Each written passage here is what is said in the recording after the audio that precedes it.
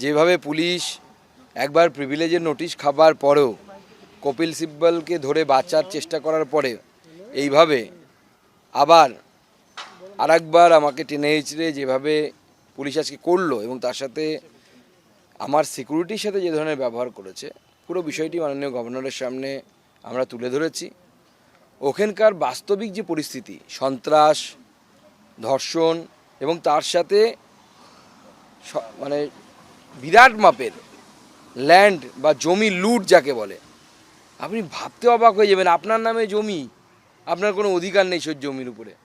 আমরা নিজের চোখে দেখে এলাম, সেখানে অন্য একজন ভেরি বানিয়ে মাছ চাষ করে খাচ্ছে, এক পয়সাও তার পরিবর্তে দিচ্ছে না আপনাকে। কলকাতা থেকে যেতে 2 ঘন্টাও সময় লাগে না।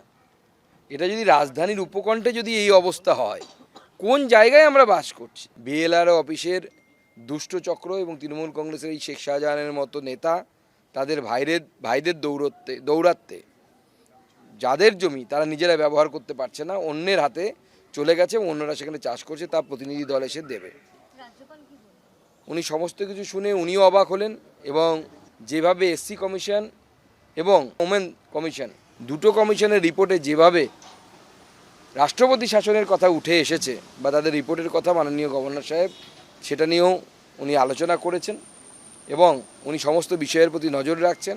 প্রয়োজনে তিনি আবার যাবেন ওখানে লোকের কমপ্লেন শোনার জন্য, তাদের অভিযোগ শোনার জন্য। আপনি কি আবারও যাবেন সন্দেশখালী? অবশ্যই যাব। তার আগে আগামীকাল আমাদের পার্টির তরফ থেকে আমি একটি মহিলাদের প্রতিনিধি দল পাঠাচ্ছি। গ্রামে গ্রামে ঘুরে নিপীড়িতা মহিলাদের সাথে দেখা করে সন্দেশখালী যে বাস্তবিক পরিস্থিতি, সেই বাস্তবিক পরিস্থিতি নিয়ে একটি রিপোর্ট তৈরি করে আমার কাছে জমা দেবে।